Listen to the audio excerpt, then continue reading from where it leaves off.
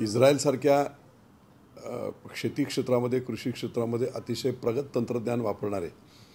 कमीत कमी पावसामध्ये जास्तीत जास्त उत्पन्न घेण्याची संपूर्ण जी प्रक्रिया त्यांनी राबवलेली आहे, ती संपूर्ण प्रक्रिया महाराष्ट्राच्या 5 अशा सिलेक्टेड गावामध्ये आणून ती राबवणे, नैसर्गिक सोर्स जेवढे आहेत, मग ते सोलार असेल, पाणलोट क्षेत्र विकास असेल, पिण्याच्या पाण्याच्या संदर्भातल्या असतील, अशा सर्व योजना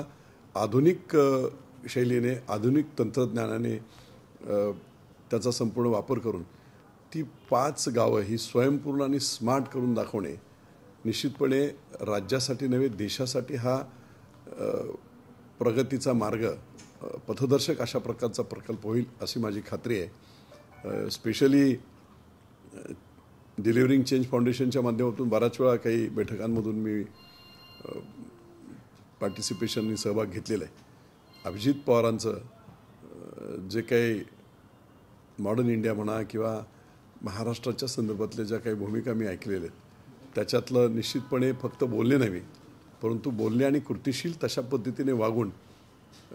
एक मार्गदर्शक असं काम करून दाखवणे हा जो त्यांचा ध्यास आहे, त्या ध्यासातलं हे काम हे खूप महत्त्वाचं असं योगदान ठरेल.